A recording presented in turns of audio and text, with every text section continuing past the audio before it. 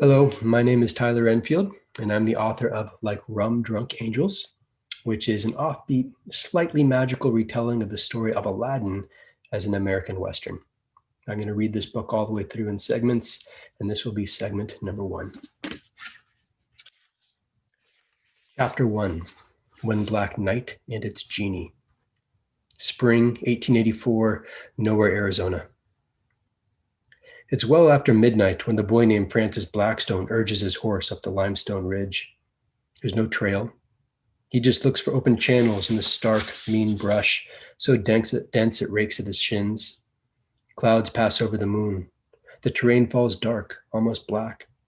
When the moon's glow returns, agile and bright, Francis finds himself atop a bone-white crest, gazing down upon the distant lamplights of nowhere. Francis sits a moment, leaning forward in the saddle. He can smell the sage he just rode through on his clothing, on the horse. He's considering all that awaits him below, and whether the girl might be among those things waiting, when it occurs to him that home will never truly twinkle like it does from afar. There's a series of steep switchbacks leading down to the desert floor. Francis dismounts his horse and leads it down the escarpment. He talks to the horse. He murmurs in a gentle voice, praising the animal for its skill, its beauty, its many accomplishments on their long journey home. "You are the sorriest, ugliest horse I've ever seen in my life," he croons. He strokes its damp, muscular neck. "You don't normally think of horses as being ugly, but you, my friend, are a bucket of glue. You're a skunk's rear end." The horse is a jet black mare. She's built like a woodland god. No boy on earth has the right to such a beast, and Francis knows it. He rubs her moist nose, and she blusters and snorts.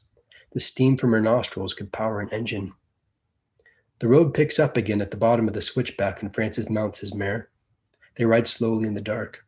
The sandy plain surrounding the town is raw and featureless. Francis's father once said this stretch of land was like a prototype of the earth, awaiting completion, a hastily sketched world without detail. Why then did his father never leave? Francis could ask, but it wouldn't do any good. His father has no love of questions or the sort of people who ask them. He's a circuit judge. He values the essential order of things. He imagines he has a hand in that order. Francis, however, was born to prove him wrong. The window. Even small towns get the papers. It doesn't really matter which edition. Anyone who's picked up the Herald or the Post or anything else that prints in English has learned something of Francis and his legendary year of adventuring. It's been chronicled in the headlines from coast to coast. So Francis does not go prancing up to his father's gate and freely announce his return. That would be folly. If his father did not detain him, the sheriff would. He instead makes his way through rutted streets, past the schoolhouse, the mercantile, past the saddler and the church, halting his horse before the public trough at the far end of town. He's within view of the Hotel Whitmore, and that's no mistake. There's a warm desert breeze, and the town's street lamps jitter in unison. Hardly anyone is about. Francis brushes the horse with his only brush, then turns that brush upon himself. All the while, he gazes up at the windows along the third floor of the hotel, then at one small window in particular. He tries to recall her voice. It comes to him easily. Her voice is so unusual. It has a way of curling around things as though caressing each idea or exclamation or fat little baby it describes. Francis wonders if she can sense him now, reaching out with his thoughts. He imagines she can, but then he imagines many things. He's a boy, after all, which makes him something of a god, for he can still make anything in the world happen in his head. And after a year apart, with the girl so close, just a short climb away, could such a boy ever wait around for the morning? No. It's nearly dawn when Francis remounts his horse, searching for shelter just beyond the edge of town. He elects to stay within the view of the hotel, making camp beneath a gnarled, lightning-struck juniper. He hobbles the horse and removes its saddle. He unhitches the saddlebags and lays them in a heap beside the tree. Then he just stands there, looking at the horse. The horse holds herself rigid, her long velvet jaw turned heroically to the breeze. Out of curiosity, Francis tries to follow her line of sight. A ghost? A rabbit? He can make nothing of it. Just darkness out there, and further on, the faint glow of stars against a whip-bright night. "You see," says Francis, scratching the horse's side, staring at nothing, dumb as glue. and then a line of wagons comes trundling into view. Their faint, shadowy silhouettes gain solidity as they approach the town from the north. Francis digs out his telescope. He can make out the colorful logos of a carnival or a circus upon their ribbed canopies as they draw near the town's light. He realizes they are not passing through, but circling, hunting out land to begin their fantastic enterprise. Within minutes, the air is ringing with the dry, muted hammer blows of pegs driven into the earth. Canvas pavilions pop up as though inflated by the wind. Roustabouts appear and disappear as they saunter between lanterns, shouting to each other, erecting arcades, galleries, all manner of entertainment to be discovered by the townsfolk upon waking. But it is all far away, and when the wind changes direction, Francis can hear nothing at all. Francis stretches his arms and yawns grandly, as one does when alone or with animals. With the instep of his boot, he kicks out a flat area in the dirt.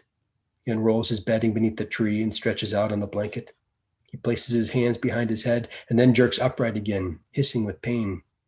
In his exhaustion, he keeps forgetting the finger. He's continually grabbing for things, or in this case, lying upon it, as though a .45 caliber round had not knocked the ring finger from his hand. That was barely 4 days ago. He gently repositions the denim strapping that holds the bandage in place and lies back on his blanket. Presently, he gazes up at the night sky, stars burning in their sockets, and he thinks, I said I'd come back, and here I am. Francis tries not to think about his brother, gone, their closest friend, gone. It was the same time last year they all set out for California. They were exuberant and naive. They were visionary. He tries not to think about the 6 men dead, or the trains and the buckets of money, and every lawman in the state converging upon the very dirt beneath his head. He'll return with to the girl when the sun rises, and beyond that, nothing really matters. He closes his eyes and is out on the instant, maybe faster. If Mozart were a meteor. Somewhere around mid-morning, Francis wakes to the sound of a cherry wood piano dropping from the sky and landing with a colossal thud about 5 feet from his head. By some marvel, the piano lands upright and sticks as though planted there amid a cloud of ochre dust, fully collapsed in the middle, its keys jutting upward on either side like the teeth of a hideous grin. The resonant clamor of its strings is incredible, otherworldly. It hangs in the air like an exploded song. Francis coughs on the dust and sits up from his bedding and rubs his face with his good hand, noting this phenomenon. For most of a minute, he debates whether he's woken. After this period, he rises to his feet and goes tentatively to the piano sideboard, leaning against it. He reaches down and twiddles 2 keys in succession. Neither key is linked to anything, and they make a dull clacking sound as he gazes at the sphinx-like presence of the catapult, newly arrived at the circus, standing between the Whitmore Saloon and the church house. Francis considers that, squaring it with the dubious arrival of this broken, spectacular contraption at his feet, and then turns his attention to the surrounding desert and finally the clouds above, only to discover someone has launched a second piano.